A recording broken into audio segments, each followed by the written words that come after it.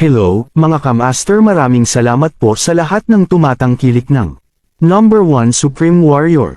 Paki-follow and subscribe mga master para sa mga susunod pang mga kabanata. Number 1 Supreme Warrior. Kabanata 2921. Ang pinakalabas na seksyon ay binubuo ng mga mababang tier na quadra. Ang gitnang seksyon ay binubuo ng middle tier stalls. Mayroong 9 na antas sa gitna ng mga stall sa gitna, at pagkatapos ng 9 na antas ay ang mas mataas na antas ng mga stall. Ang lahat ng mga pavilion ay itinayo sa pinakamataas na punto. Ito ay isang sadyang paraan upang ipakita kung gaano ka-special ang mga high tier na stall. Ang mga may stall doon ay halos hindi mga alchemist, tulad ng sabi ni Jack. Sa halip, karamihan sa mga taong namimili sa paligid doon ay mga alchemist. Hindi mga alchemist ang mga nakaupo sa mga high tier stalls na lalong ikinalito ni Rudy. Nakataas ang kilay ni Jack habang nagpasya na ipaliwanag ito kay Rudy. Lahat ng papasok sa Outer City ay magkakaroon ng Outer City entry token sa kanilang mga kamay. Gamit ang entry token na iyon, maaari tayong magtungo sa testing area upang opisyal na makilahok sa mga pagsusulit. Sa pamamagitan lamang ng pagpasa sa pagsusulit ay magagamit ng isa ang kanilang mga resulta upang makakuha ng stall. Walang panuntunan laban sa pagkuha ng pagsusulit para sa ibang tao sa pagkakataong ito. Napakaraming mandirigma ang gumamit ng pamamaraang ito upang makakuha ng mga high-grade na alchemist upang tulungan silang makakuha ng mga stall.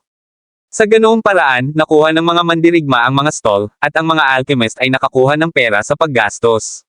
Biglang naintindihan ni Rudy ang lahat pagkatapos ng paliwanag na iyon. Hindi niya napigil ang sabihin na tuwang-tuwa, kung ganoon, hindi ba tayo makakakuha ng pera? Ang mga stall ng iba't ibang antas ay tiyak na nangangailangan ng iba't ibang halaga ng pera. Ilang mga spirit crystal ang makukuha natin mula sa mga low-tier stall? Umiling si Jack. Iyon, hindi ko alam. Nakita ko lang na karamihan sa mga namamahala sa mga stall ay mga mandirigma. Pagkatapos ay naisip ko ang tungkol sa mga patakaran ng panlabas na lungsod at nahulaan na nakuha nila ang mga stall na iyon gamit ang pamamaraang iyon. Kailangan nating lumingon sa paligid para makasigurado. Ang lugar ng pagsubok ng panlabas na lungsod ay nasa gitna mismo ng panlabas na lungsod. Ang pagsusulit doon ay kapareho ng estilo ng pagsusulit sa pasukan. May hilera din ng mga condensing plate doon.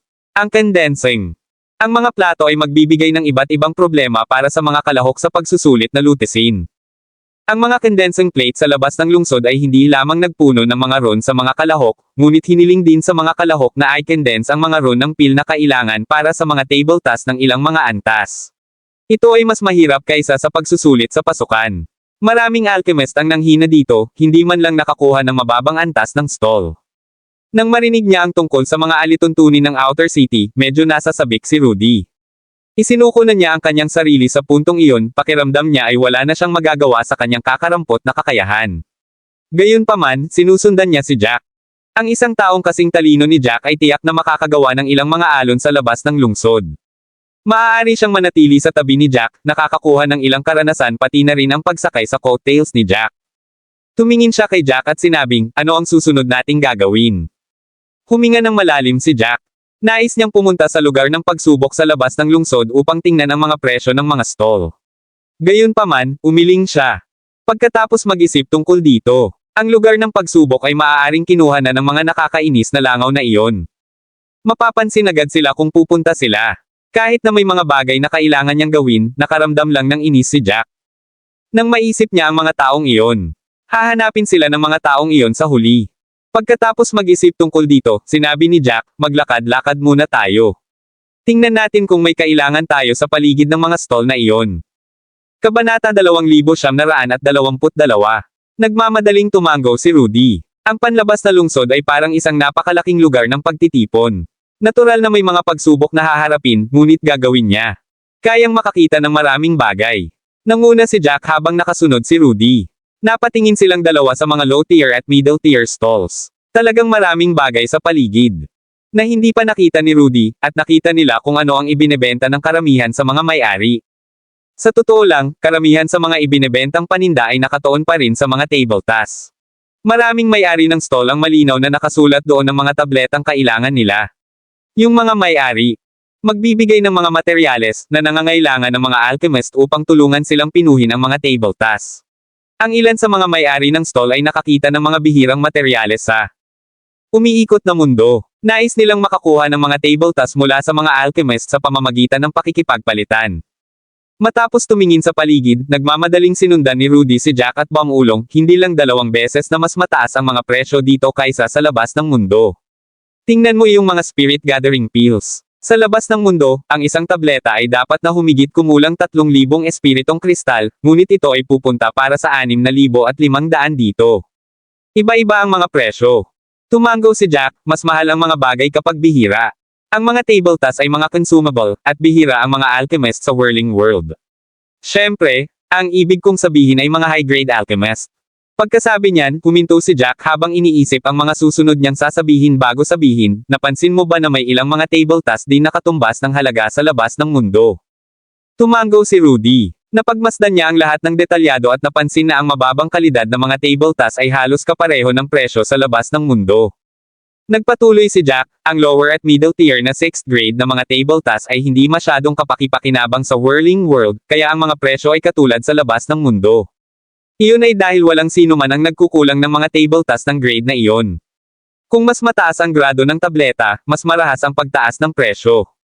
Naglilibot silang dalawa sa mga stall habang nagkukwentuhan, wala talagang mahanap na bagay na interesado sila pagkatapos ng mahabang panahon. Si Rudy ay naging interesado, na gustong tumanggap si Jack ng ilang mga takdang aralin upang pinuhin ang mga tabletas, ngunit si Jack ay umiling at tinanggihan ang lahat ng ito. Nagtagal ang pagpipino ng mga tabletas. Kahit na binalak ni Jack na maglaan ng ilang oras sa pagpino ng mga tabletas para sa pera bago sila pumasok sa lungsod sa novel drama. Exchange para sa mga kristal na espiritu, nagpasya si Jack laban sa ideyang iyon pagkatapos malaman ang tungkol sa mga patakaran ng Prosper City. Mayroong mas mabilis na paraan upang gumawa. Malaking halaga ng mga spirit crystal, kaya bakit siya mag-aaksaya ng oras sa pagpipino ng mga tabletas? Marahil ay may ilang mga alchemist na umiinom ng mga refined pill bilang isang paraan upang sanayin ang kanilang mga sarili, ngunit hindi ito ganoon kahalaga kay Jack. Pagkatapos, na sumisipsip sa mga alaala ng sinaunang bayani na iyon, hindi na niya kailangan pang pinuhin ang napakaraming pildores para sanayin ang sarili. Pagkaraan ng mahabang panahon sa paglalakad, walang nakita si Jack na interesado siya. Mga manual, hindi ganoon kahalaga kay Jack ang mga iyon. Pagkatapos ng lahat, mayroong maraming mga diskarte at kasanayan sa kanyang isip, hindi mabilang na halaga ng mataas na mga pamamaraan ng grado. Natural na hindi niya kailangang pumili ng mga random na pamamaraan na ibinebenta dito. Pagkatapos maglakad-lakad, bumantong hininga si Jack, pakiramdam niya ay napakataas ng kanyang mga pamantayan.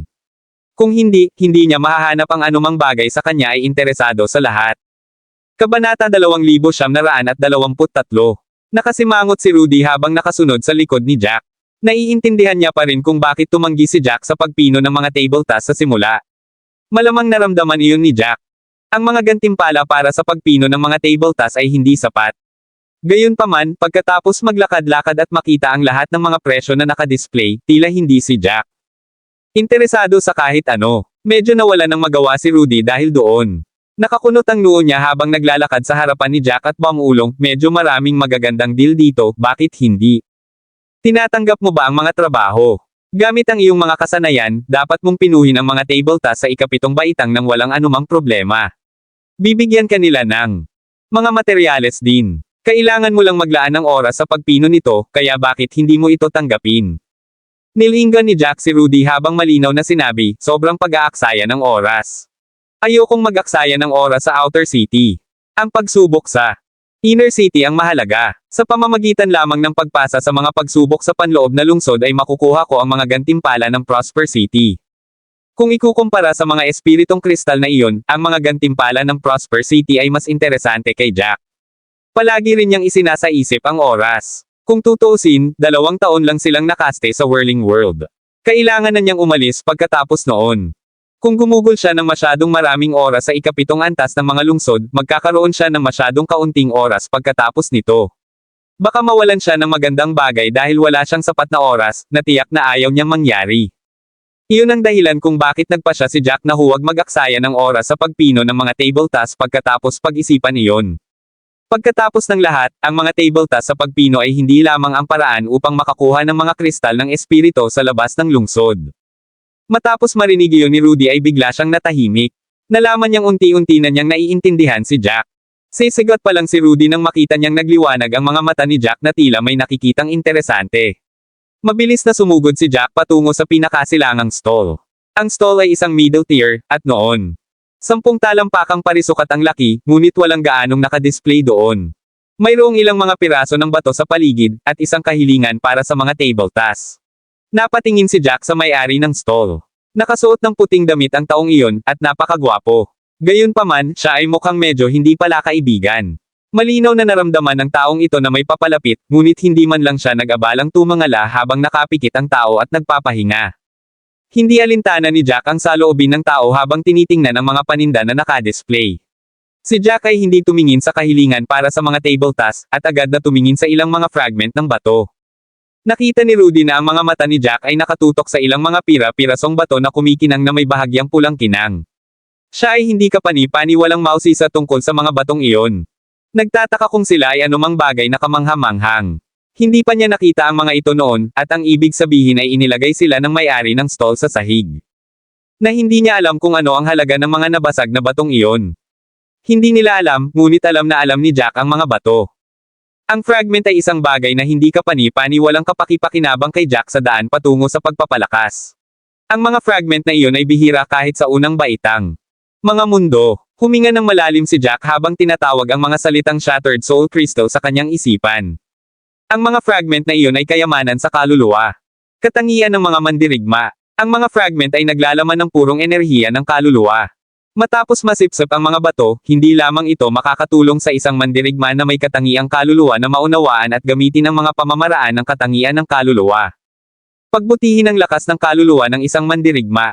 Sa West Cersei State, nakakuha si Jack ng 2 basag na soul crystals. Kung hindi dahil sa 2 kristal, hindi maiiwasan ni Jack ang mahirap na sitwasyon noon, at hindi na sana makarating sa Middle Province. Kabanata 2924. Casual na inilagay ng lalaking nakasuot ng puting damit sa sahig ang napakahalagang Shattered Soul Crystals. Halata namang hindi nila alam ang halaga ng Shattered Soul Crystal sa lahat. Kahit ganoon, ramdam pa rin niya ang enerhiyang dumadaloy sa loob. Alam niya na ang mga ito ay mahalaga, which is, bakit niya ipinakita ang mga ito? Tumaas ang isang kilay ni Jack bilang pinipigilan ang pananabik sa kanyang puso. Kahit na ano, kailangan niyang makuha ang mga Shattered Soul Crystals na iyon. Pero, siya, hindi maaaring maging walang ingat dahil iyon ang magiging dahilan upang matanto ng lalaking nakasuot ng puti kung gaano kagusto ni Jack ang mga kristal na iyon. Pagkatapos ay gagawin niya dagdagan ang tumpak na Jack ay kailangang magdusa sa katahimikan. Sa pag-iisip tungkol dito, kinuha ni Jack ang hiling ng tableta sa tabi. Halos lahat ng may-ari ng stall ay may nakasulat na mga table tasks na gusto niya. Stall. Pagkatapos nito, tutukayan nila ang mga gantimpala. Kung naramdaman ng mga alchemist na sapat na ang mga gantimpala, gagawin nila ang negosyo. Binuksan ng lalaking nakasuot ng puti ang kanyang mga mata, sinukat si Jack. Huminto ang kanyang tingin sa 6th rank alchemist badge sa dibdib ni Jack. Masyadong kapansin-pansin ang badge. Nang makita ito ng lalaking nakasuot ng puting damit, may kumislap na pagkadismaya sa kanyang mga mata, biglang nawala ng interes. Kumunat ang noo ng lalaking nakasuot ng puting damit at sinabi sa malamig na tono, kung hindi mo kaya, ibaba mo na lang. Hindi ko kailangan ng anumang table task sa ika-6 na baitang. Nagtaas ng kilay si Jack bago bumaantong hininga. Wala siyang pakialam sa badge sa kanyang dibdib noong una. Pagkatapos ng lahat, mayroon siyang aktwal na kasanayan. Mas alam niya ang tungkol sa kanyang sariling kakayahan kaysa sa iba, ngunit pagkarating sa Whirling World, nagsimulang magsisi si Jack na hindi nakuha ang ika-7 baitang alchemist badge noon. Hindi na niya kailangang mag-aksaya ng maraming oras sa Whirling World kung hindi. Kung hindi dahil sa Shattered Soul Crystal, baka hindi siya nag-abalang magpaliwanag. Gayunpaman, napilitan siyang pakalmayan ang sarili para sa mga kristal. Ngumiti siya at sinabing, kaya kung pinuhin ang soul nurturing pills. Isusulat ng bawat may-ari ng stall ang lahat ng mga tabletang kailangan nila sa mga piraso ng papel. Hawak ni Jack ang kahilingan para sa soul nurturing pills. Ang lalaking nakasuot ng puting damit ay nangangailangan ng 10 soul nurturing pills. Ibibigay niya ang mga materyales pati na rin ang gantimpala na 5,000 espiritong kristal kada tableta. Ang presyo ay hindi ganoon kataas, ngunit hindi rin mababa. Ang 10 pildores ay makakakuha kay Jack ng 50,000 espiritong kristal. Ang lalaking nakasuot ng puting damit ay tumingin sa ika-6 na baitang alchemist badge sa dibdib ni Jack nang may paghamak sa mga salitang iyon. Ayaw kong mag-aksaya ng oras sa iba. Dapat mong tingnan ang badge sa iyong dibdib bago ka magsabi ng kahit ano. Ang Soul Nurturing Pill ay isang middle tier. Tableta sa ikapitong baitang. Kailangan kong bigyan ang alchemist ng 7th grade snake grass, pink na damo, phoenix claw herbs at 7th grade. Tagasunod, ang bulaklak na pilak na sutla. Ang mga materyales lamang na iyon ay nagkakahalaga ng marami. Sa tingin mo ba ay kukuha ako ng panganib at ialok ang negosyong ito sa ika-6 na baitang? Alchemist. Walang magawa ang mga labi ni Jack. Sa sandaling iyon, gusto niyang tanggalin ang badge sa kanyang dibdib. Ang badge na iyon ay patuloy na nagdulot sa kanya ng mga problema. Mula nang magkaroon siya ng badge, palagi siyang minamaliit. Ang badge ay hindi nagpapahiwatig ng kanyang aktwal na husay, kaya paano na si Jack? Masaya ka bang minamaliit ng ganyan? Gayunpaman, hindi siya maaaring umalis sa sandaling iyon. Pagkatapos ng lahat, ang Shattered Soul Crystals ay naroon, at kailangan niyang makuha ang mga ito. Kabanata 2925. Kabisado na ni Jack ang Destroying the Void. Hindi pa niya binalak na itaas ang kanyang mga kasanayan, at nagplano na tumuon sa pagkuha. Mahahalagang bagay. Gayunpaman, ang kanyang karanasan sa Seven Leaves Tower ay nagsabi kay Jack na ito ay isang masamang ideya. Ang pagsira sa Void ay isang upper ultimate god rank technique. Sa edad ni Jack, nagagawang gumamit ng ganoong pamamaraan at maging perpekto ito. Inilagay na siya ng higit sa sinuman. Sa kanyang mga mata, siya ay halos walang kapantay sa umiikot na mundo. Gayunpaman, pagkatapos niyang makuha ang susi mula sa Thousand Leaves Tower, sinabi ng matandang lalaki kay Jack na ang kakayahan ni Jack ay hindi makapasa sa pagsusulit sa ika-6 na palapag. Hindi makuha ni Jack ang tunay na kayamanan. Nagdulot ito ng pagdududa ni Jack at napuno ng pagsisiyasat sa parehong oras.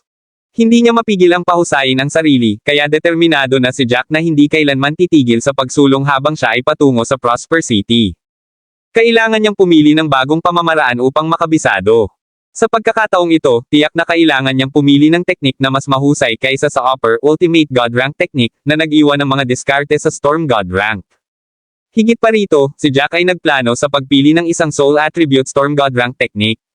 Pagkatapos ng lahat, ang pagmaster ng Destroying the Void ay nakatulong kay Jack na magkaroon ng mas malalim na kasanayan at pamilyar sa katangian ng kaluluwa. Malaking pakinabang kay Jack na pumili ng isa pang pamamaraan ng katangian ng kaluluwa. Kahit anong tingin niya rito, hindi niya maaaring hayaang mawala ang Shattered Soul Crystals.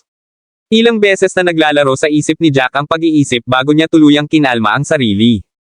Kahit na hindi niya talaga kayang makita ang lalaking iyon na nakasuot ng puting damit, pinilit niyang matyaga at mainit na sabihin, kahit na mayroon akong badge ng isang alchemist sa ika-6 na baitang, isipin mo na lang. Kung ang isang ika-6 na baitang alchemist ay walang kasanayan, paano ako nakapasa sa pagsusulit sa pagpasok? Nakapasa pa ako ng perfect score.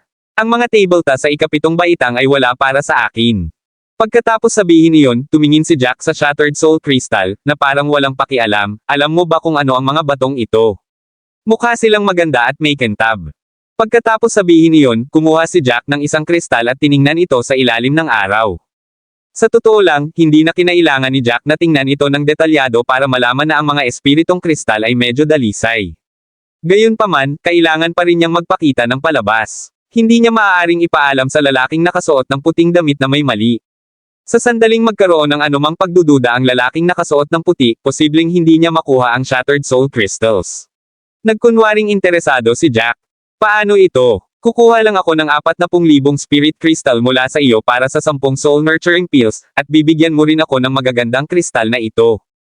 Pagkasabi niyo na tumangala siya at kumaway kay Rudy, sa tingin mo ba, mukhang maganda ang mga kristal na ito? Di ba sabi ng asawa ko may gusto siya? Magagandang ba to bilang dekora sayon? Sa tingin ko ito ay magiging mabuti. Agad namang nahuli si Rudy. Hindi niya alam kung sino ang asawa ni Jack, pero agad niyang sinagot, I think they're not bad. Siguradong magiging siya. Napakasaya sa mga kristal na iyon. Nag-usap silang dalawa, at ang pangunahing paksa pa rin ay ang mga kristal. Kumunat ang noo ng lalaking nakasuot ng puti. Since novel drama siya, ay nangahas na ipakita ang mga kristal na iyon, nangangahulugan ito na palagi niyang sinubukang suriin ang mga ito noon. Kabanata 2926.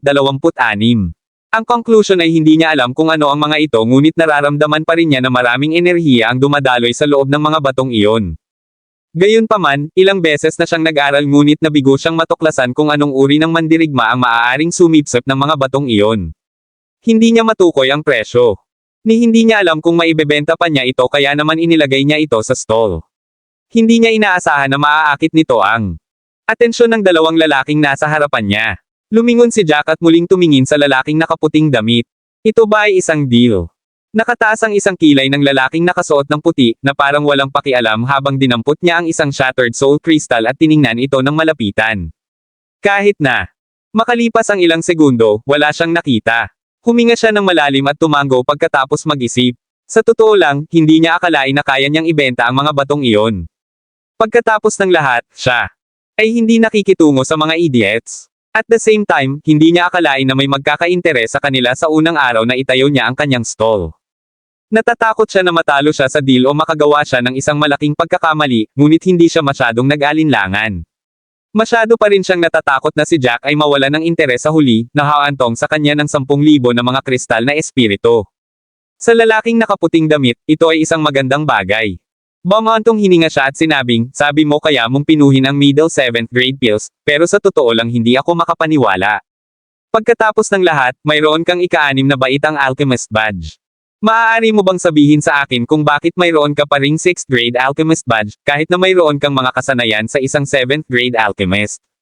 Karaniwan, ang sinumang alchemist na may ilang kasanayan ay magmadali at susubok sa sandaling sila ay sapat na. Bakit hindi mo ginawa iyon? Tumangala si Jack at same time na sinabi, wala lang akong oras. Marami akong nangyari kamakailan, at nagpunta ako sa isang hindi kapani-pani walang mahalagang lugar para sa isang kompetisyon. Nagsayang ako ng maraming oras, na nauwi sa akin hindi. Pagkakaroon ng oras upang masuri. Gayunpaman, matagumpay kong napino ang isang tableta sa ika-7 baitang sa panahon ng kompetisyon. Kumunat ang noo ng lalaking nakasuot ng puti na hindi pa rin makapaniwala. Pwede mong sabihin kahit anong gusto mo, pero hindi ako ganoon kadaling lokohin. Kung mayroon kang kasanayan ng isang alchemist sa ika-7 baitang, paano mo ito mapapatunayan? Hindi ako maniniwala kung umaasa ka lang sa mga salita mo. Umasim ang mukha ni Rudy sa maaanghang na salita ng lalaking nakasuot ng puti. Pakiramdam niya ay naghahanap lang ng gulo ang lalaki, ngunit hindi na siya kumikilos ng basta-basta pagkatapos ng paulit-ulit na mga aralin ni Jack, kaya't pinilit niya ang sarili na magpakulong. Tumaas ang isang kilay ni Jack, hindi niya naramdaman na sobra-sobra ang mga salitang iyon. Pwede tayong pumirma ng kontrata, mahinahong alok niya. Kahit hindi tayo pumirma ng kontrata, ang Prosper City mismo ay may mga batas nito. Kung hindi ko makumplito ang deal natin sa tagal ng oras na kailangan, huhusgahan tayo. Sa pamamagitan ng mga batas at tamaan ng kidlat. Kumunat ang noo ng lalaking nakasuot ng puting damit, hindi makasagot sa tanong ng mga sandaling iyon. Maya-maya ay nakapagdesisyon na rin ang lalaking nakasuot ng puti. Tama ka, magiging abo ka kapag nabigo ka sa deal. Walang makapagliligtas sa iyo. Nakahinga ng maluwag si Jack nang mapansin na sa wakas ay nakumbinsi na ang lalaking nakasuot ng puti. Ang lalaking ito ay mas matigas ang ulo at interrogative kaysa inaasahan niya. Wala siyang nakitang anumang halaga matapos tingnan ang mga ito ng maraming beses, ngunit ang lalaking nakasuot ng puting damit ay agad na nakaramdam ng isang may malinang makita niyang gusto sila ni Jack. Kahit nasubukan niya, hindi malaman ng lalaki kung bakit. Tumango si Jack at iningatan ang kahilingan para sa mga tabletop sa mustard seed. Hindi nagpatuloy sa pagsasalita ang lalaking nakasuot ng puti nang makuha niya ang 15 kahon mula sa kanyang storage ring. Ang bawat kahon ay naglalabas ng mahinang malamig na aura. Kabanata 2927. Itinuro ng lalaking nakasuot ng puti ang mga kahon at sinabing, mayroong 15 bahagi. Siguraduhin gamitin ang mga ito ng matalino, at tandaan na kaya mo 5 pagkakamali lang. Kung gagawa ka man, hindi na ako magbibigay. Dapat ikaw na lang mismo ang bumili. Tumango si Jack, ika-15 ng Setyembre ng mga materyales ang nagpatunay na ang lalaking nakasuot ng puti ay medyo mapagbigay. Gusto lang ng ilang matatalinong mga ngalakal. Magbigay ng 3 karagdagang set, na nangangahulugang 3 pagkakamali lamang ang pinapayagan. Inaalam na niya kung gaano karaming oras ang aabutin niya para magpino. Yung soul nourishing pills. Nang ilalagay niya ang mga kahon sa mustard seed, bigla niyang narinig ang isang hindi pala kaibigang boses, hawakan mo. Kukunin ko ang deal na ito. Ilagay ang mga kahon sa loob. Iyong mga kamay. Aayusin ko ang soul nourishing pills. Masasabi ni Jack kung sino iyon ang hindi man lang lumingon. Pinagpapawisan si Mark, na sinundan ng isang grupo ng mga alchemist mula sa Unbreaking Pavilion. Lahat sila ay tumingin kay Jack na para bang nakatingin sa biktima. Napatawa si Mark nang sumilay sa mga mata niya ang pang-aalipusta. Naglakad siya pasulong at sinabi kay Jack, naisip mo ba na nakatakas ka? I can assure you na hindi pwede. Hindi mo kaya. Kahit tumakbo ka sa dulo ng mundo, hindi ka makakatakas sa amin. Napakunot ang noo ni Jack, hindi nag-abalang sumagot habang inilalagay ang 15 kahon sa mustard seed.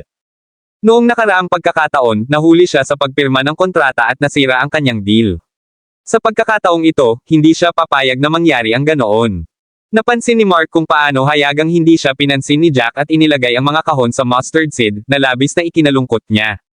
Nilinggan niya ang lalaking nakaputing damit. Anong ginagawa mo? Di ba sabi ko hawakan mo sila? Bakit hindi mo siya pinigilan? Hindi mo ba nakikita na mayroon siyang 6th grade alchemist badge? Hayaan mong sabihin ko sa iyo. Scammer ang brat na ito. Plano niyang umalis sa Prosper City pagkatapos niyang makuha ang iyong mga materyales, at ang mga batas ay wala nang magagawa sa kanya sa panahong iyon. Nagsimulang magpanik ang lalaking nakasuot ng puting damit matapos marinig iyon. Kung totoo ang sinabi ni Mark, malaking kawalan siya. Agad na tumingin kay Jack ang lalaking nakasuot ng puti at nagtanong, totoo ba yan, brat? Nagpaplano ka bang tumakas gamit ang aking mga materyales? Tinitigan ni Jack si Mark nang walang imek, hindi naiintindihan kung paano nagawa ng utak ng lalaking iyon na gumawa ng ganoong kasinungalingan ng napakabilis. Siguradong ginawa nito si Jack. Iba ang tingin kay Mark. Natawa siya habang malamig na nakatingin kay Mark. Kailangan ko talagang re-evaluate ka. Kahanga-hanga ang iyong talento sa pagsisinungaling. Sa tingin mo ba napakawalang halaga ng mga batas? Sa tingin mo ba kaya kung tumakbo dahil lang sa gusto ko?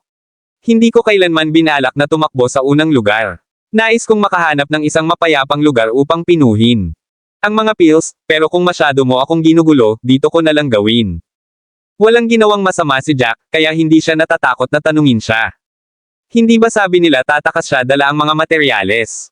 Kukumpletuhin niya ang lahat dito mismo. Walang paraan na makatakbo siya sa napakaraming tao na nakatingin sa kanya. Kabanata 2928. Nang marinig ang mga salita ni Jack, ang lalaking nakasuot ng puting damit ay dahan-daang nagpahinga. Kung gusto ni Jack na pinuhin ang mga tabletop sa harap niya, maaari niyang bantayan ito. Ano mang irregularidad. Pinaikit ni Mark ang kanyang mga mata at ngumuso, kanina nagpapahinga ang may-ari ng stall at hindi niya nakita ang iyong unang ekspresyon. Ginawa ng kapwa ko estudyante. Pinagmamasdan kanya saglit pagkatapos kanyang mahanap bago siya lumingon para ipaalam sa akin.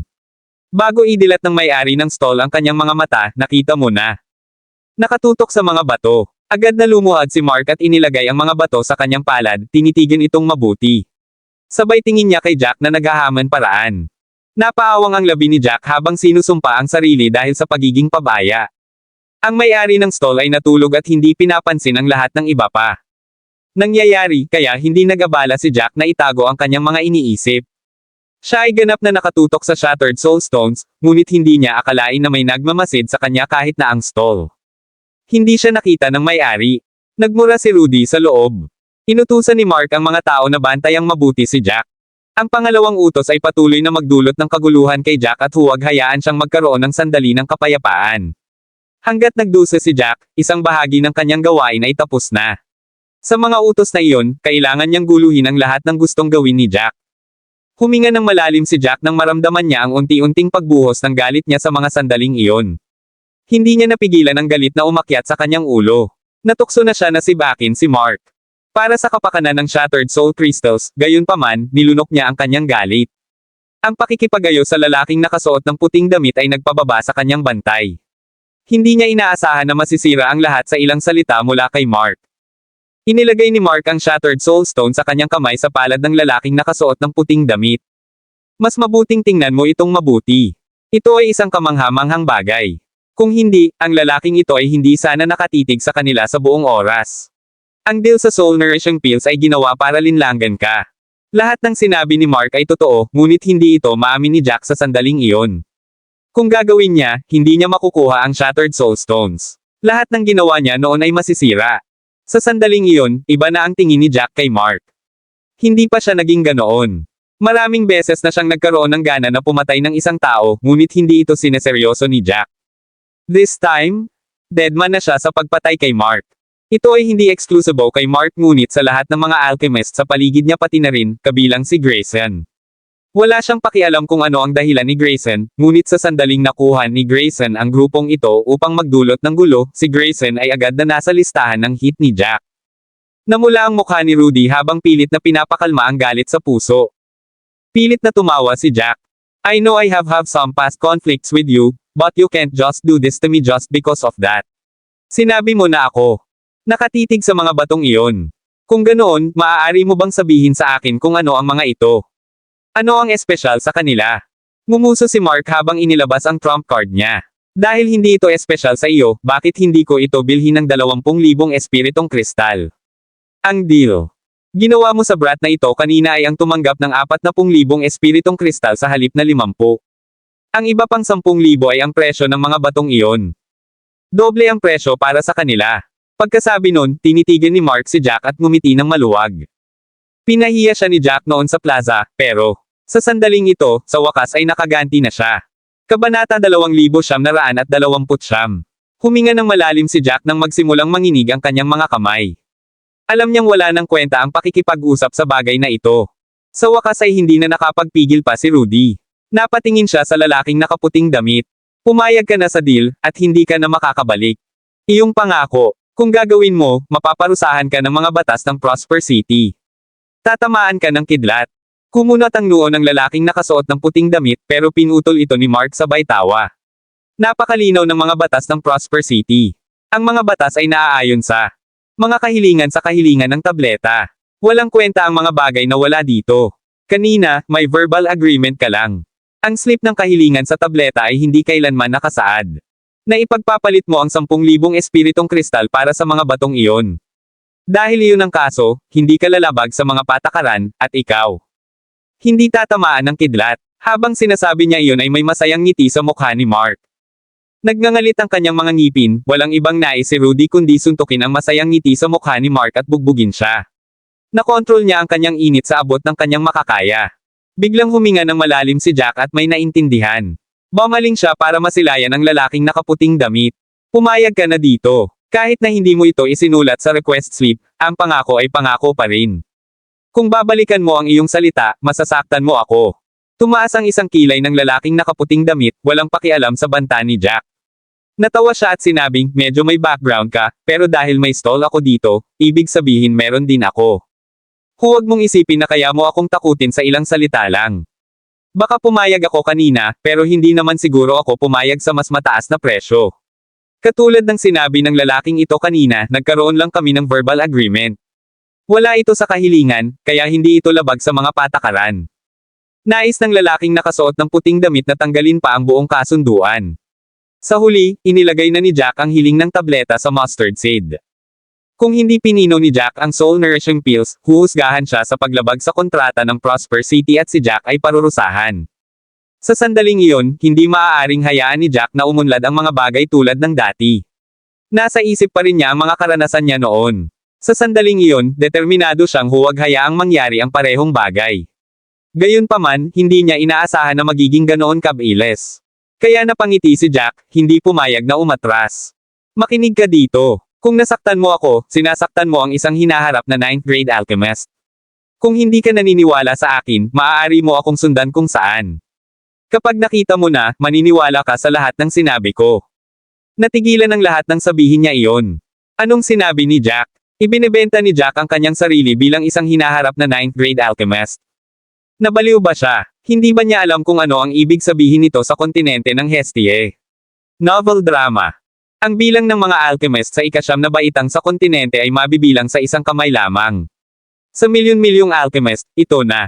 Kahanga-hanga para sa kanila na makagawa pa ng 5 ika-9 na baitang alchemist. Kabanata 2930. Talagang sinabi ni Jack na siya ay magiging isang ika-9 na baitang alchemist sa hinaharap. Nawalan siya ng malay. Hindi na nagabalang itago ang tawa ng lalaking nakaputing damit nang marinig ang matapang na pahayag ni Jack. Dapat isipin mo man lang ang iyong mga salita bago mo subukang magyabang, ikaw brat. Ang isang alchemist sa ika-9 na baitang ay hindi isang bagay na maaari mong maging dahil lamang sa sinabi mo. Isang malamig na tawa ang pinakawalan ni Jack nang nahulaan na niya ang mangyayari. Hindi man lang nakaapekto kay Fame ang kanilang mga tawanan habang itinuro niya ang gitna ng outer city.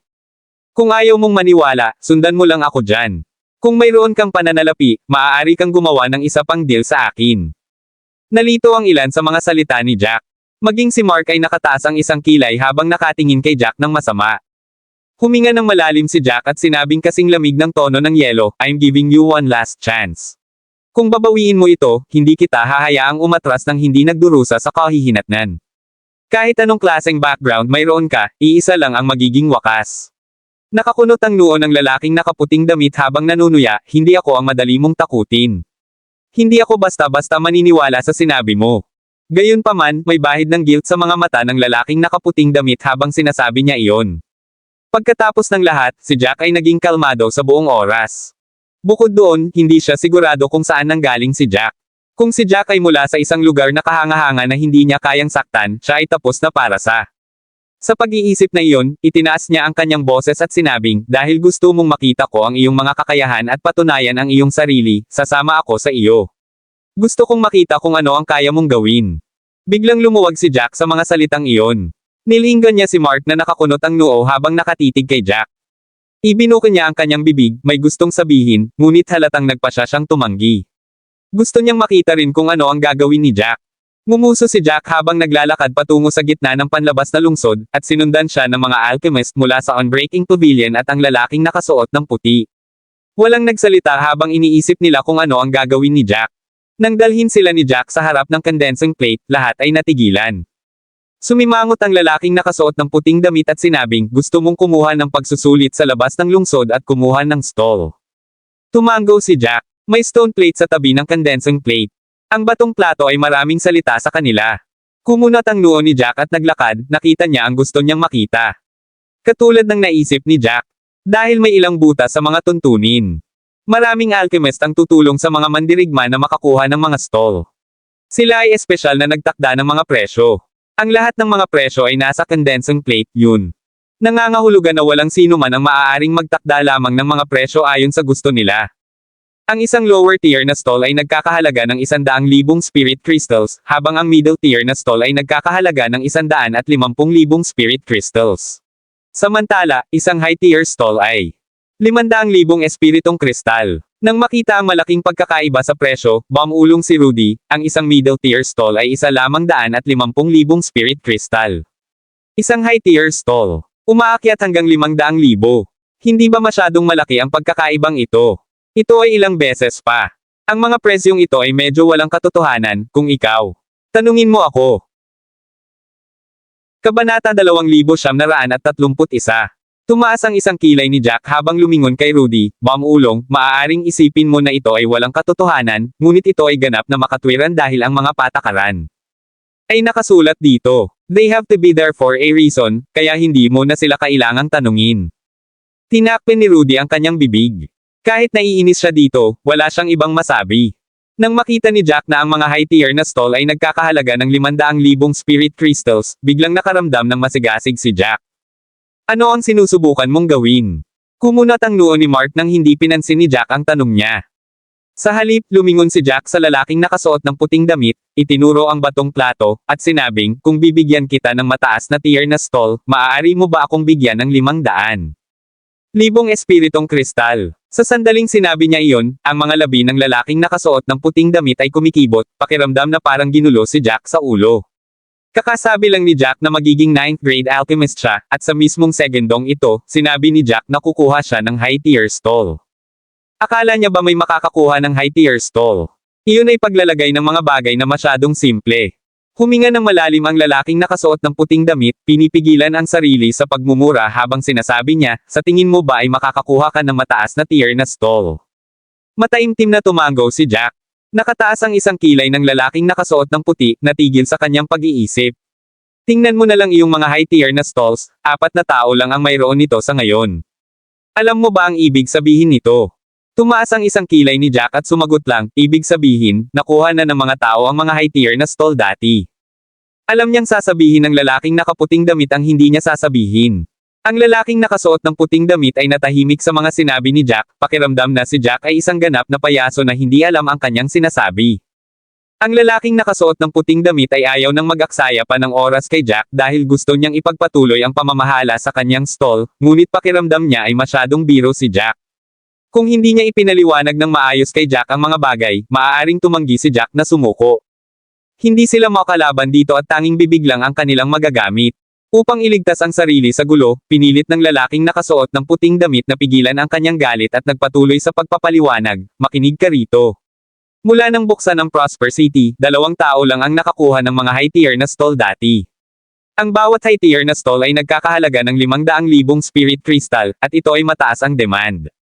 Ang 2 na nakakuha ng mataas na antas na mga stall ay pawang mga hindi kapani-paniwalang mahuhusay na alchemist, at ang 500 spirit crystal ay hindi maliit na halaga para sa sino mang alchemist. Kung hindi magbabago ang kahirapan, ang 2 alchemist ay walang alinlangan na mananatili dito at kikita ng pera sa pamamagitan ng pagkuha ng mga high-tier stall para sa mga mandirigma. Sa pagkakataong iyon ay sadyang tumigil sandali ang lalaking nakasuot ng puting damit, tila gustong maintindihan ni Jack ang kanyang sinabi. Gayunpaman, tila tumahimik ang ekspresyon ni Jack dahil walang malakas na reaksyon ang nakaligtas sa kanya. Ikinagalit nito ang lalaki nang sabihin niya, hindi mo ba iniisip na kakaiba ito? Ito ay isang bagay na napakadaling gawin, kaya bakit hindi sila manatili dito at magpatuloy? Kumikita ng mga espiritong kristal. Bakit nila piniling magpatuloy sa panloob na lungsod? Walang magawa ang mga labi ni Jack. Ayaw niyang pinangungunahan siya ng ganoon. Nako, curious ako, sagot niya. Bakit hindi mo na lang sabihin sa akin? Habang naging ganoon si Jack, mas lalong nagalit ang lalaking nakasuot ng puti. Gayunpaman, ayaw niyang ipagpatuloy ang pakikipagtalo kay Jack at kaya nagpatuloy. Kabanata 2932.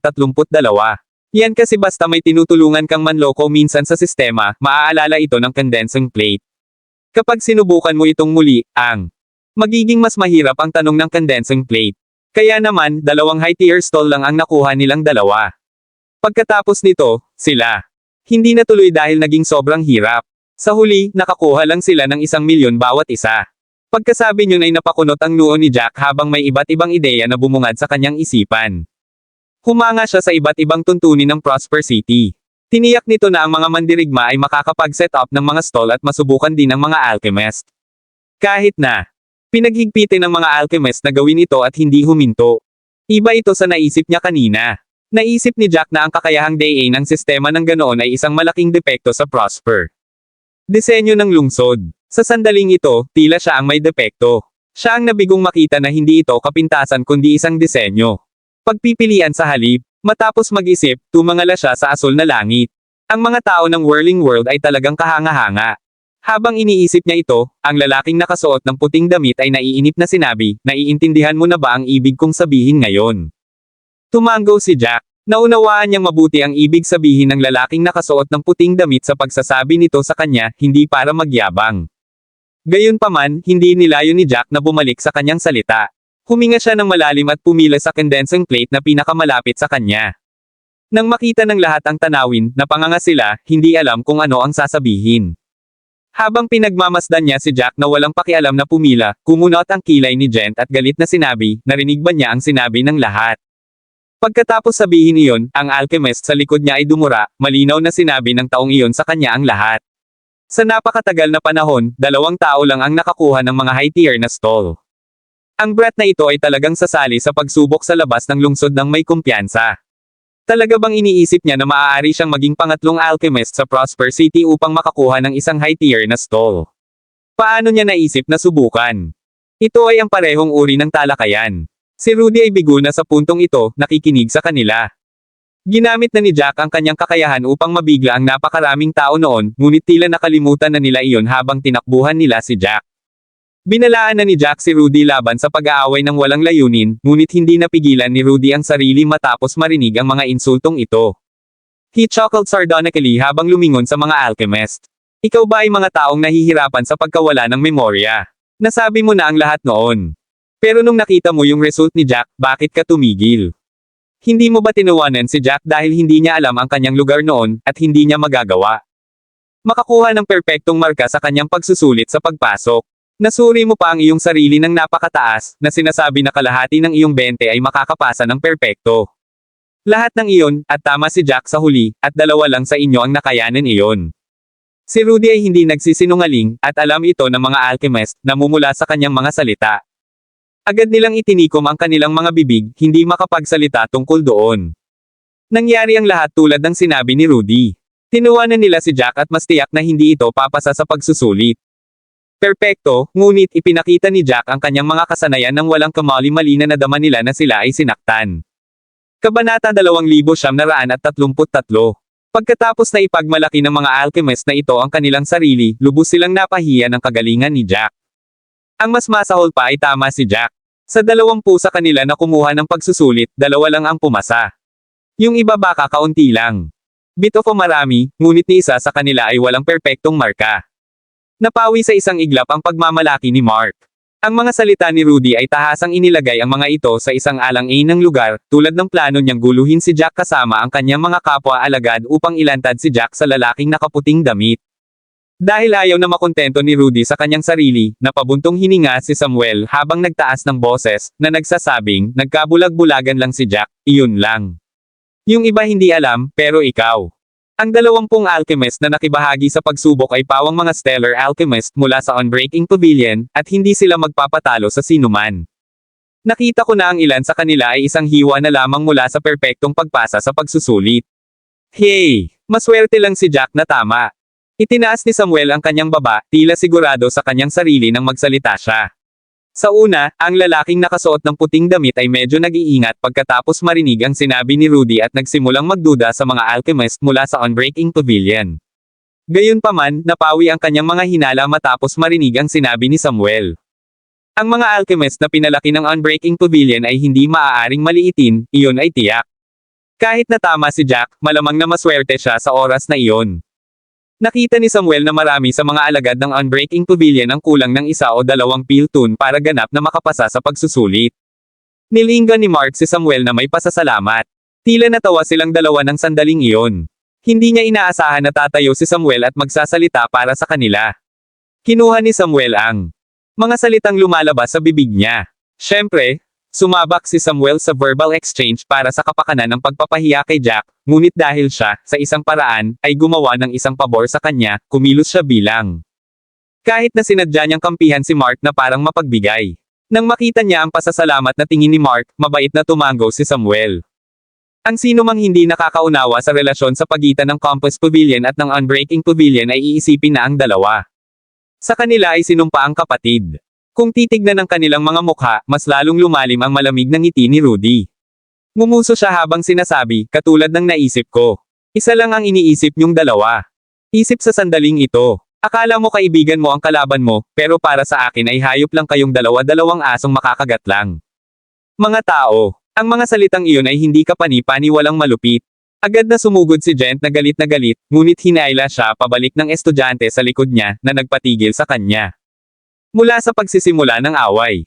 Kung siya ang nagsimula ng laban, siya ay mapaparusahan ng mga batas ng Prosper City, at sa oras na iyon, maaari na lamang silang manood.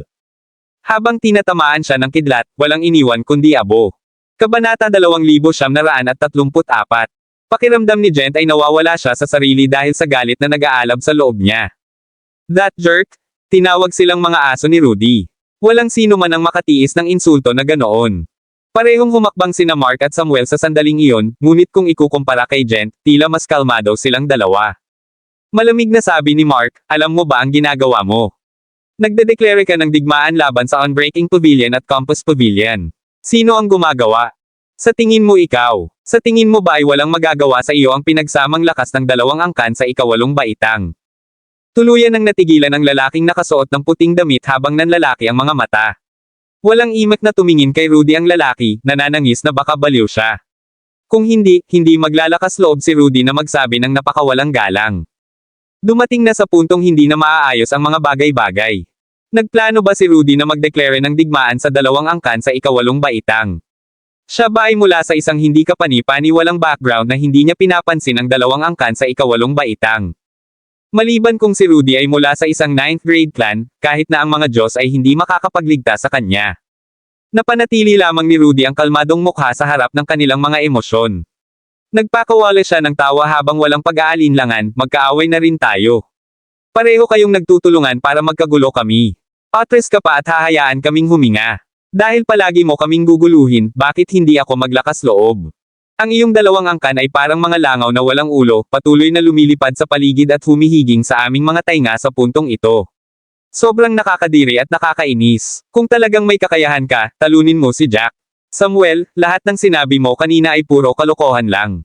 Pagkasabi noon, sinadya ni Rudy na huminto saglit bago siya seryosong nagsalita, dahil ganap kang nakapasa sa pagsusulit, dapat mong malaman kung bakit hindi pumasa ang mga alagad sa likod mo tulad ng ginawa mo. Kalimutan ng tungkol sa anumang bagay, ang condensing plate sa entry test ay magkakatotoo ng isa o dalawang sinaunang pilron. Ang mga pilron na iyon ang nag-alis ng karamihan sa kanila. Iyon ay kung paano natukoy ni Jack na dalawa lang sa inyo ang makakapasa. Nagdilim ang ekspresyon ni Samuel. Siyempre alam niya ang tungkol sa mga sinaunang pilron. Pagkatapos ng pagsusulit, nakipag-usap pa siya kay Mark tungkol dito. Kahit na hindi nila alam kung bakit lilito ang mga sinaunang pilron sa isang entry test lang, hindi ito naging hadlang para malaman nila na ito ang dahilan kung bakit ginawa iyon ni Jack. Ang sinabi niya kanina ay para lang masira ang momentum ni Jack, pero nakita na agad ito ni Rudy. Hindi inaasahan ng dalawa. Nasasabihin ni Jack kay Rudy ang lahat ng iyon. Sa totoo lang, hindi kusang isiniwalat ni Jack ang impormasyong iyon. Sa halip, nagpumilit si Rudy na gustong malaman ang lahat pagkatapos nilang makapasok sa labas ng lungsod. Kung tutuusin, masyado siyang na-curious kaya ipinaliwanag niya ang lahat. Lalong nakaramdam ng hiya si Samuel sa puntong iyon. Kung tutuusin, siya ang nagsabi ng lahat ng buong kumpiyansa sa sandaling iyon. Noon iyon. Umabot ba ito sa turn ni Jack para sa pagsusulit? Ang unang tao ay nakakuha ng kulay abong token, at ang pangalawa ay nakakuha rin. Nang makita nilang dalawa ang token sa kanilang mga kamay, kitang-kita nilang nanlumo habang malungkot silang naglakad palayo. Matapos maunawaan ang mga patakaran ng panlabas na lungsod, alam ni Jack kung bakit ganoon ang hitsura nila. Mayroong 3 premyo kung ang isang individual ay nakakuha ng magandang resulta sa pagsusulit sa labas ng lungsod. Ang mga gantimpala ay mga stall na may iba't ibang laki. Kabanata 2935. Ang pinakamasamang alchemist ay bibigyan ng isang kulay abo na token para sa mga mababang tier na stall. Kahit na ang mga mababang antas na kwadra ay nagkakahalaga pa rin ng isang halaga ng pera. Sila ay hindi kasing halaga ng mga mas mataas na antas. Ang mga gumawa ng bahagyang mas mahusay ay makakakuha ng mga bronze na token na para sa middle tier. Kwadra. Mas mataas pa ang mga gintong token para sa mga high tier na stall. Sa simula, 2 tao lang ang nakakuha ng mga gintong token. Nang pumasok si Jack sa lugar ng pagsubok, ang parehong bagay mula sa pagsusulit sa pagpasok ay nangyari. Isang hadlang ang naghiwalay sa kanya mula sa labas ng mundo, at hindi maaaring makagambala o makakaapekto sa kanya ang isa. Tumangala si Jack sa kumikinang na condensing plate sa kanyang harapan. Ang lahat ng mga pilron na kumpleto o hindi kumpleto mula noon ay nawala habang may mga bagong tanong na lumitaw. Ang lahat ng mga pilron ay umabot sa 70, ang parehong halaga sa panahon ng pagsusulit sa pagpasok. Huminga ng malalim si Jack, same time na nakatingin sa mga pilron na kailangan niyang kumpletuhin. Ang ikinagulat ni Jack ay ang katotohanan na ang mga pilron na iyon ay hindi lang niya nakita noon, ngunit nag-iwan pa ng malalim na impresyon sa kanyang isipan. Siyempre, hindi sa kanya ang mga impresyon na iyon, ngunit ang mga alaalang minana niya. Dahil alam niya ang lahat kaya nagulat siya. Iyon ay dahil ang mga table tasron ay hindi kapani-paniwalang mahirap. Kahit na ang isang ikawalong baitang alchemist ay maaaring hindi makumplito ang lahat ng ito. Sa pag-iisip na iyon, huminga ng malalim si Jack, na nakatuon na sa sandaling iyon, 500,000 espirito kristal ay nakataya. Kung hindi niya makuha iyon, mas mahirap para sa kanya sa hinaharap. Buong lakas niyang hinarap ang hamon sa loob. Sa labas ng hadlang, ang mga bagay ay mas kalmado. Nakataas ang kilay ni Rudy habang dumistansya sa karamihan. Ayaw niyang mag-aksaya ng oras sa kanila. Katulad na lang ng sinabi sa kanya ni Jack, ang pag-aaksaya ng kanyang oras sa mga taong tulad ni Mark at ang kanyang mga kasama, ay walang kabuluhan. Hindi sila makikinig sa katotohanan at pipilitin nilang sundin ang kanilang nararamdaman. Gayunpaman, hindi napigilan ni Rudy kung gaano sila nasisiyahan sa kanilang sarili. Napakaraming nangyari na nakakaubos ng pasensya ni Rudy. Kahit alam niyang baka may major plot behind everything, hindi niya ginawa. Gusto kong makita ang mga taong tulad ng mga lalaking ito na napakayabang. Huminga ng malalim si Gent. Ang mga salita ni Rudy ay, aminadong, nagpulala sa kanya. Kahit na alam niyang kahit anong sabihin niya ay hindi tatayo. Talagang kinukumbinsi ni Jack ang lahat sa kanyang mga resulta, ayaw niyang makitang masaya si Rudy, kahit saglit. Ngumuso siya at sinabing, aaminin ko na maaaring medyo bihasa si Jack. Maaaring mayroon din siyang kakayahan bilang isang alchemist sa ikapitong baitang, ngunit, so ano, maraming mga alchemist sa ikapitong baitang sa Prosper City. Kahit ako yon, hindi ako makakakuha ng golden token. At kumuha ng high tier stall. Tanging mga alchemist mula sa Inner Valley ng Phoenix Valley o mga alchemist na may pambihirang talento ang makakagawa. Iyon. Kabanata 2936. Kahit medyo talented siya, walang paraan na makakuha siya ng golden token. Masyado ka lang kumpiyansa dahil hindi mo alam kung ano ang ginto. Talagang kumakatawan ang token. Sinabi niya ang mga salitang iyon sa isang hindi kapani-paniwalang matatag at nakakumbinsi na paraan. Pati ang lalaking nakaputing damit na kanina patahimik ay tumango. Kasama, matapos ang ilang oras sa labas ng lungsod, alam na alam niya kung ano ang kinakatawan ng isang gintong token. Tanging ang mga may mga talento at kasanayan na nakatayo sa tuktok ay maaaring makakuha ng isang gintong token. Nakita niya ang hindi mabilang na mga alchemist na kumuha ng pagsubok sa labas ng lungsod. Lahat sa kanila ay hindi kapani-paniwalang kumpiyansa habang sila ay kumuha ng pagsusulit. Karamihan sa kanila ay nakakuha lamang ng kulay abo o tansong mga token. Mayroon lamang 2 tao na nakakuha ng mga gintong token. Narinig ng lalaking nakaputing damit ang tungkol sa kanilang dalawa. Ito ay, tulad ng sinabi ni Jen, hindi sila ordinaryong tao. Ang isa sa kanila ay nagmula sa panloob na lambak ng Phoenix Valley, habang ang isa naman ay nagmula sa A. Ang kanang ikasyam na baitang. Ang mga iyon ay hindi kapani-paniwalang mahuhusay na mga tao. Sino siya sa akala ni Jack? Sa pag-iisip tungkol doon, umiling-iling ang lalaking nakasuot ng puting damit, pakiramdam niya ay sobrang kumpiyansa si Rudy. Ngumuso si Samuel habang nagkibit balikat at sinabi kay Jen, walang saysay na sabihin ang lahat ng iyon, ang taong ito ay hindi makikinig sa kahit isang bagay. Siya ay may ganap na bulag na pananampalataya kay Jack. Pakiramdam niya ay tiyak na makakakuha ng golden token si Jack, na magiging pangatlong tao lamang na makakagawa nito. Pagkasabi noon ay nagpakawala si Samuel ng mapanuksong tawa. Ang mga alchemist mula sa Campus Pavilion sa likod niya ay nagpakawala rin ng magkatulad na tawa. Lahat sila ay kinukutya si Rudy dahil sa kanyang kamangmangan. Pagkatapos nilang magtawanan, nagtawanan na rin ang mga alchemist ng Unbreaking Pavilion. Ang ilan sa kanila ay ginawa ito sa hindi kapani-paniwalang labis na pag-uugali. Napataas ang kilay ni Mark at hindi na nagpapigil habang nakatitig kay Rudy. Napakunot noo lang si Rudy, hindi naman talaga apektado sa tawa nila. Sa sandaling iyon, hindi kapani-paniwalang kalmado siya. Parang walang makakaapekto sa kanya sa paligid.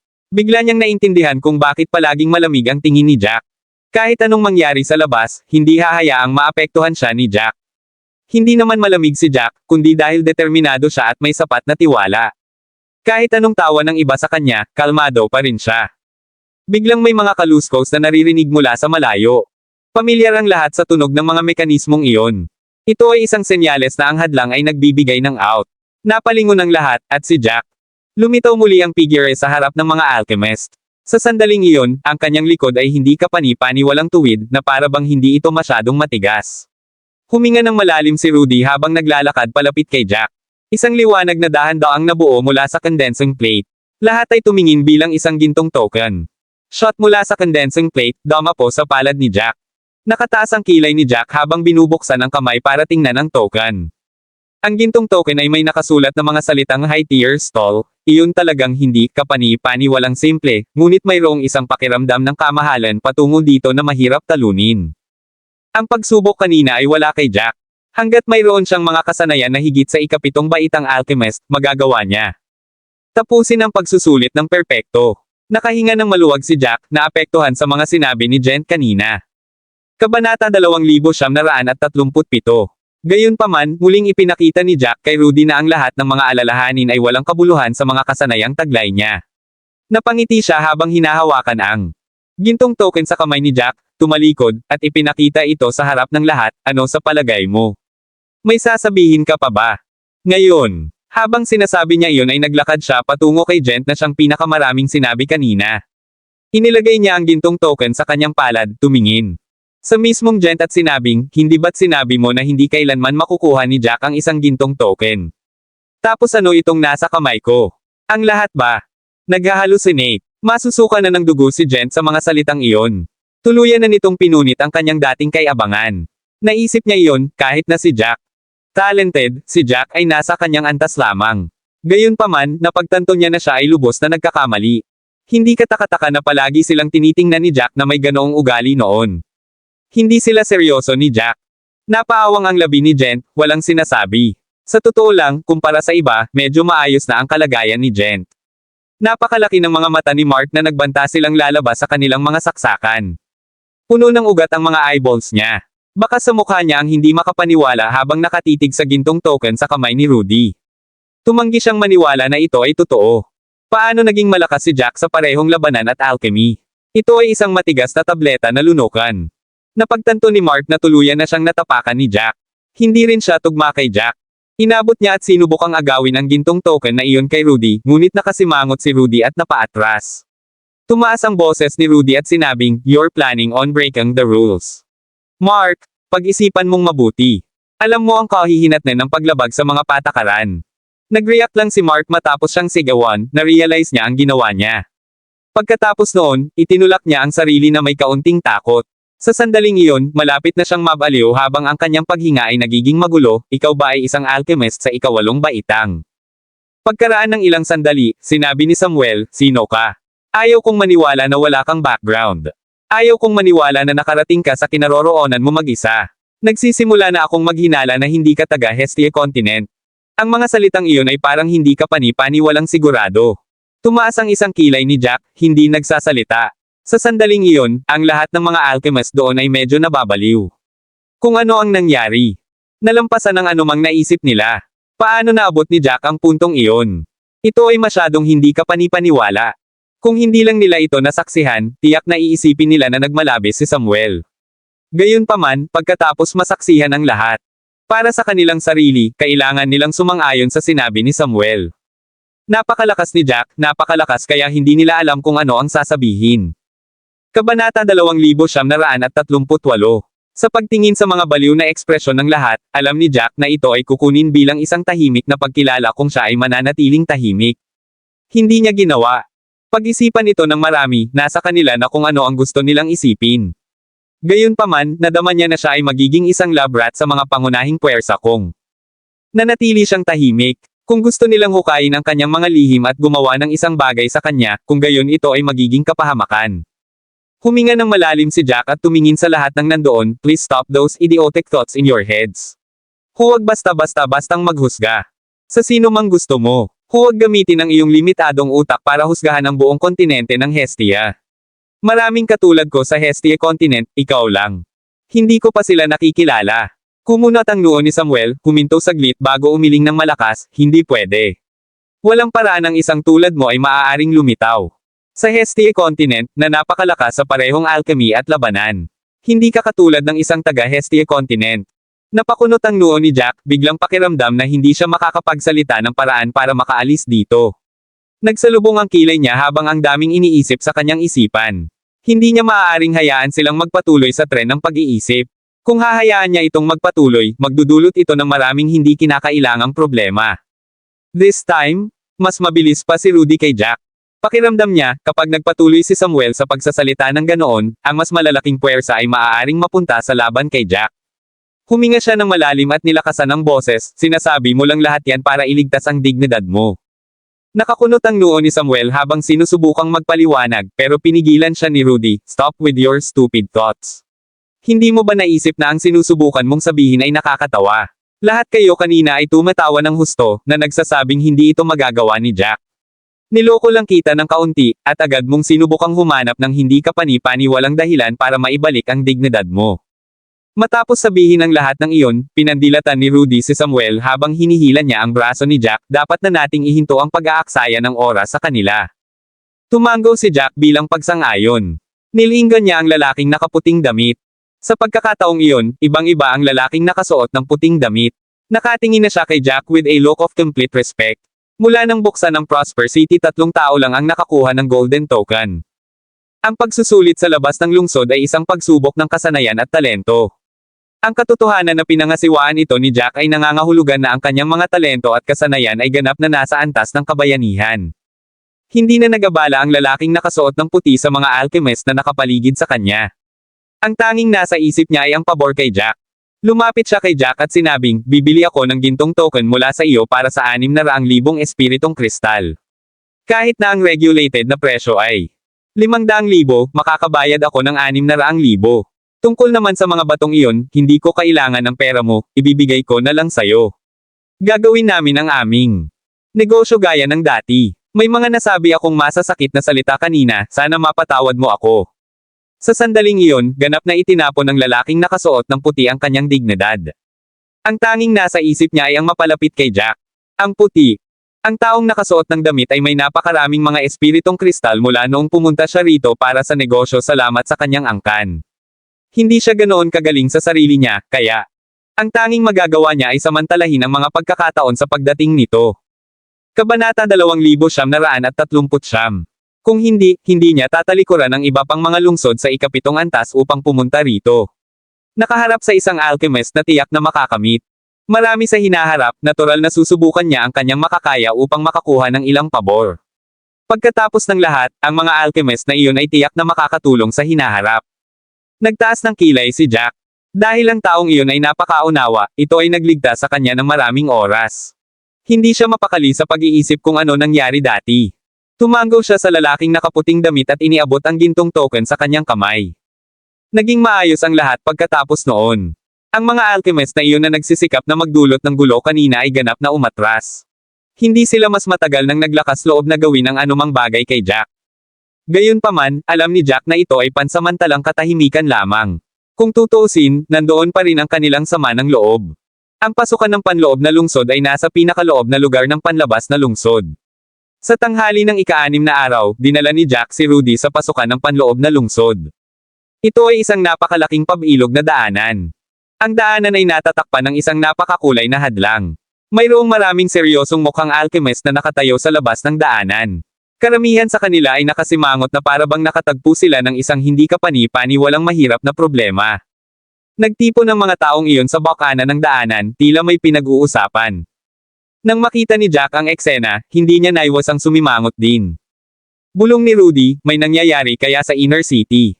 Bakit parang natatarante sila? Napabuntong hininga si Jack, hindi ito itinanggi.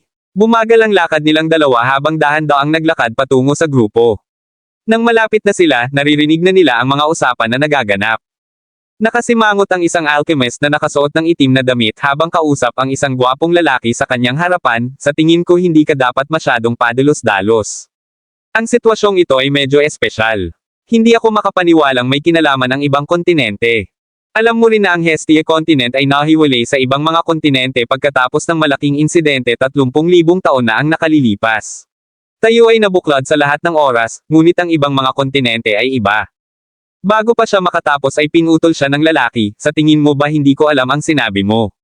Kailangan pa rin nating makibahagi sa huli. Kung meron. Wala talagang taga-Hestia continent, magiging katatawanan tayo. Walang magawa ang lalaking nakasuot ng itim na ulo, at malungkot na sinabing, sa huli, talo pa rin sa kanila ang Hestia continent. Ang gwapong lalaki ay hindi kapani-paniwalang hindi nasisiyahan, at malinaw na nakasulat sa kanyang mukha. Mariin niyang sinabi, I don't think we lost at all. Langyan na ang Phoenix Valley at ang Unbreaking Pavilion ay ganap na walang kahihiyan at kasuklam-suklam. Talagang may tinatago silang napakahalaga. Mula sa amin. Kung hindi, hindi tayo mahuhuli. Marami pa ring mahuhusay na alchemist na wala sa Prosper City. Hindi sumang-ayon ang lalaking nakaitim na damit sa sinabi ng gwapong lalaki. Huminga siya ng malalim at sinabing, alam kong ayaw mong magpatalo. Kahit sino, ngunit may ilang mga bagay na hindi natin kayang gawin ng mag-isa. Ang balita ay kumalat na, at lahat ng mga alchemist na maaaring makarating dito ay nandito na. Ang sino mang may kaunting kasanayan ay dumating na para sa higit pang potensyal na mga gantimpala. Dapat may mga hindi pa rin. Dito, pero maliit na bahagi lang. Kabanata 2940 po. May gustong sabihin ng gwapong lalaki bilang tugon, ngunit wala siyang mahanap na sasabihin pagkaraan ng mahabang panahon. Ang balita ay talagang na-i-broadcast kanina.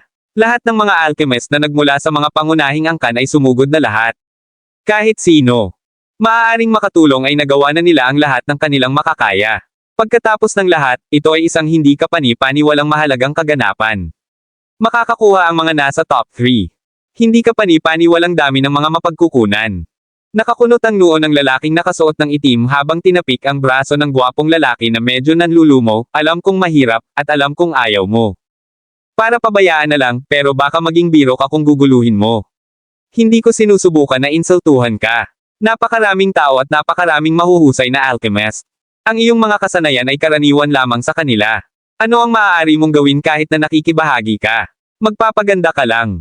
Ang mga numero. Kung may mga aksidenteng mangyari, maaari kang maging target. Tingnan mo lang kung paano kumilos ang lahat sa loob. Ang gwapong lalaki ay matatag na sinabi, ako, si Aaron Fox, ay hindi kailanman umatras mula noong nagsimula ako ng alchemy. Ang oras na ito ay hindi magiging iba. Si Aaron pala ang tawag sa taong iyon. Matapos marinig ang usapan nilang dalawa, medyo naiintindihan na ni Jack ang kanilang mga personalidad. Si Aaron ay tila isang taong may mataas na katangian na pinanghahawakan ang kanyang mga halaga. Siya ay tila napakamatuwid. Mukhang sulit na makilala siya. Nagplano si Jack na pumasok sa loob ng lungsod ngunit hindi niya alam ang sitwasyon. Mas magiging madali ang lahat kung mayroon siyang gagabay sa kanya. Napaisip siya sandali bago dinala si Rudy.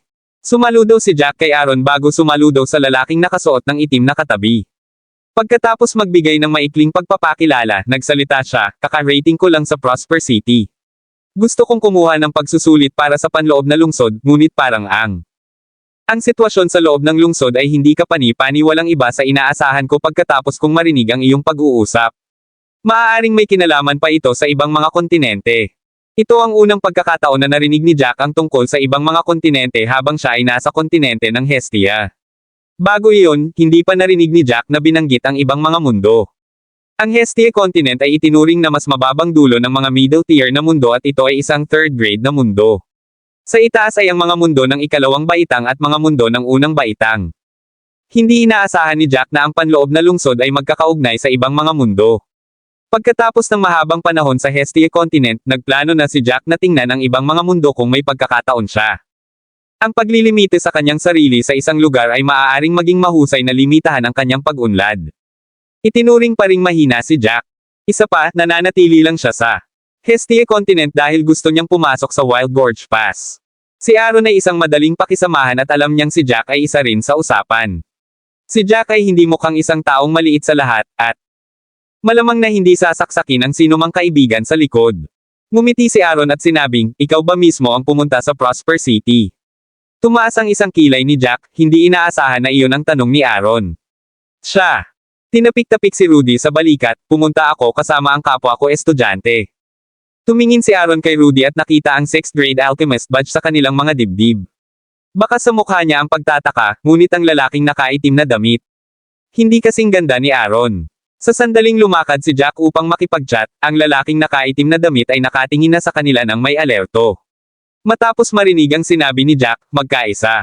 Sa ekspresyon ni Jack, ang alerto ng lalaking nakaitim na damit ay sinamahan ng hinala. Maraming salamat mga kamaster sa walang sawang pagsusubaybay, isang like, share, and subscribe naman dyan mga kamaster. Abangan ang susunod pang mga kabanata.